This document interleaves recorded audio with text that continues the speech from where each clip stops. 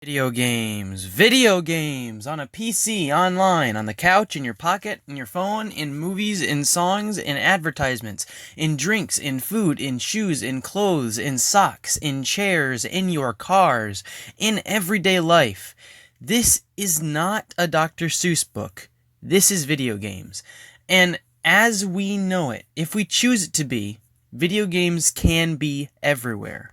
You got your console wars and the PCMR and one-year-olds arguing over which console is better, and as of now, there isn't really much we can do to stop it. But my friend, I ask you this one simple question. Who do you think has been there from the start? Well, definitely not Tiny Scoff. I mean Big Hard. No, Noah. Deep breaths. Microsoft. Not Microsoft. There you go. Hey, we're talking about Microsoft. So, roll the intro. Hey guys, how's it going? We got Megan on the thumbnail this week. So that's cool. We got a different audio creator, from here on out. It's the Black Forecast, the same guy that made the thumbnail last week. Actually his song that you're listening to right now. I think it turned out really great, so go show him some love. I do want to mention that I'm over on Twitter. The link will be down in the description, so check that out if you want. And remember to subscribe and share this channel with your friends, because, you know, why not? Anyways, listen to me rant for the next 10 minutes or whatever. See ya. All jokes aside, though, Microsoft has had quite the legacy. Bill Gates, with help from others, started Large Rough as a software company all the way back in April of 1987 out of his rinky-dink home in Albuquerque, New Mexico. This is a far cry from the 60s when Sega was established, and this is only a couple years before Nintendo officially was established, but I digress. And at that time, they were designing programs specifically for the Atari 8800. And no, before you ask, it's not one of Atari's consoles, it's this beastly-looking computer. Vacuum tubes. Nice.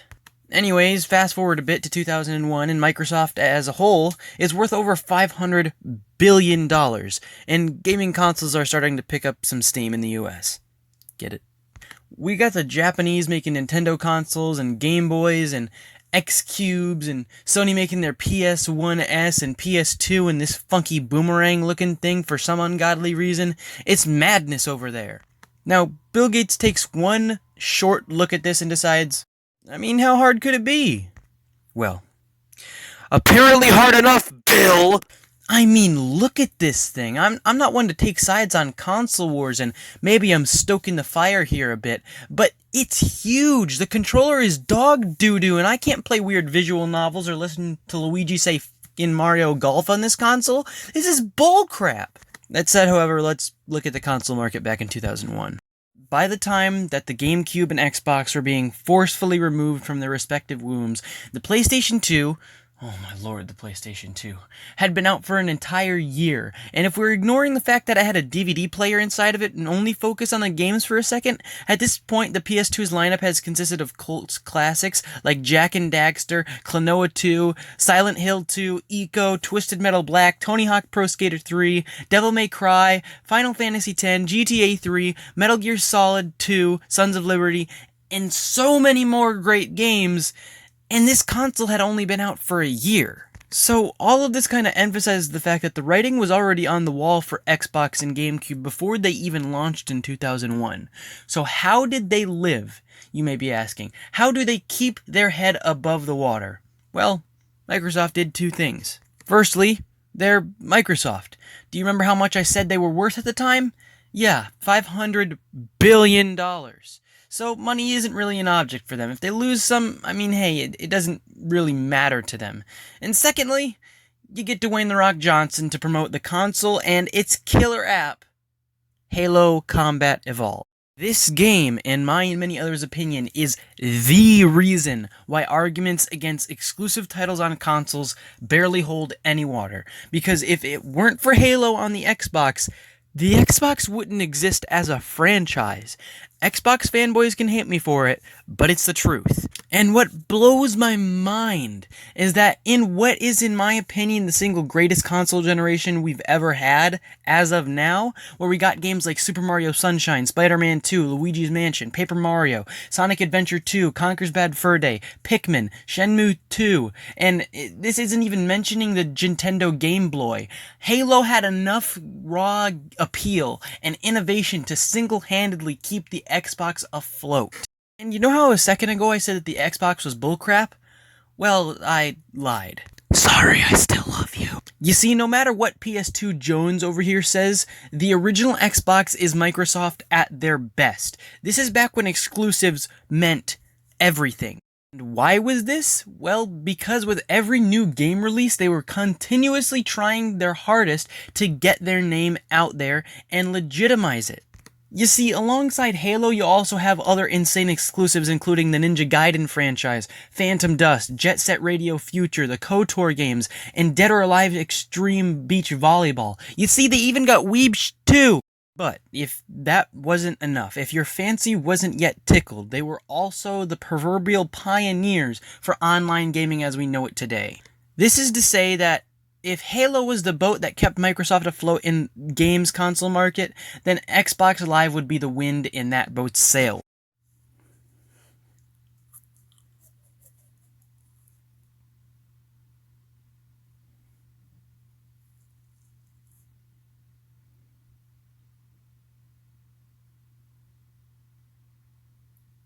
Now let's move on to the next generation of consoles with the Xbox 360, PS3, and Wii. And wait, whoa, what happened to Sega? Yeah, no, they're dead now. What? Yeah, they were doing this weird thing, I don't know, called not making money? I don't know, man. Damn it, Bill! I'd also like to say that Nintendo just kind of branched off at this point. I mean, even today, they don't really compete, per se, in the console market. They've got their own games, and you can only get their games on their consoles, and this is really when that kinda started. I mean, they never really released their games on other platforms, per se, but this is where they stopped caring about competition between consoles, because they were an established brand at this point. So instead of competing with the same controllers and yada yada blah blah blah, they decided that they were going to revolutionize motion controls, and that's what they did this generation. So we'll leave them out of the console wars lineup for now.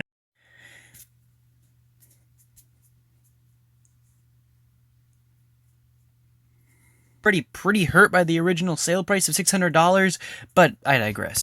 2006, we start off with a shitstorm. Sony releases Resistance Fall of Man and Genji Day of Blades. Not a great start considering that they were already pretty hurt by the original sale price of the PS3 at $600, but I digress. And Microsoft is coming in and taking advantage of this situation and officially beginning the legacy of the Gears of War franchise. 2007, Sony releases SingStar, a great game by the way, and Uncharted 1, not perfect. And out of nowhere, all of a sudden, Microsoft walks into the bar and continues to repeatedly unload their two killer apps into the next to lifeless body of Sony with Mass Effect and Halo 3. Talk about overkill. It is at this point that next to no one is buying a PS3, so they decided to change that. They lowered the price to $299 and introduced our TV screens to the heavenly face of Larry Lambert, aka Evan Butler. And with this price change, we also see the release of Metal Gear Solid 4 Guns of the Patriots, as well as SingStar 2 and 3, I might add. 2009, at this point, the 360's Microsoft virus has become metastatic and is working its way to the brain. Slowly, but it's working its way there. In their delirium, they release Halo Wars. Yeah. Oh, how does Sony respond? Well, at first, not so hot. They lied about Killzone at E3, and things did not look so hot. That is until they released Uncharted 2, arguably the best game in the entire Uncharted franchise. And as time goes on, the series just continues to get better. Uncharted 1, it suffered from some James Bond on the GameCube-esque issues, but it was alright. Uncharted 2, let's just say there's a good reason everybody and their dog has seen that train sequence. Uncharted 3, let's just say it's a pretty good game. Uncharted 4, let's just say there's a good reason everyone and their dog has seen that car chase sequence. Speaking of Uncharted 4, let's move on to the next generation and take a peek at some of the notable Microsoft news. Microsoft buys Double Fine Productions for $13.2 million. Microsoft acquires one of my favorite developers, Obsidian Entertainment. Microsoft acquires Hellblade creator Ninja Theory. Microsoft buys Forza developer Playground Games. To me, personally, at least, it seems that Microsoft thinks just because they're buying good or even great studios that they will continue to churn out bangers because they're under the Microsoft umbrella. I am certainly not the first to bring this up, but it can become an issue when you become like EA, where you're buying multiple game devs just to shut them down. I mean, look at their Rare acquisition. I know this comparison is made a lot, but just look at Conker's other bad fur day. Look at Banjo-Kazooie Nuts and Bolts. What did they do to Banjo? My boy looks like a diabetic! Why, Tall Smooth? Why? Was it really worth 4 million smackers? Was it really worth that much money? I mean, you had Crackdown 3 and Scalebound in development hell forever. Scalebound spent 4 years in eternal limbo and wouldn't ever make it out. I was certain that Crackdown also was never going to come out, but when it did, it kind of made me hope it didn't. Add on to the fact that Rare was put on the back burner, being forced to develop those wretched Kinect games that we all know and hate. You've got Bungie straight up choosing to bungee jump off the Empire State Building rather than choose to stay on board at Microsoft, releasing both Ori games and Cuphead along with many others since then to multiple platforms, including the Switch. It's just ridiculous, man. My point is, instead of trying to go out and make themselves a personality, Microsoft continues in their attempt to just go out and buy themselves one. Gears and Halo, their once revolutionary console-selling titles, are now often released unpolished and run-of-the-mill feeling. Going along with the boat analogy from earlier, the once unsinkable ship that was the Xbox brand has now sunk, and Bill Gates and Phil Spencer are now drifting out to sea in their only available dinghy, paying the sharks exorbitant amounts of money to simply not eat them.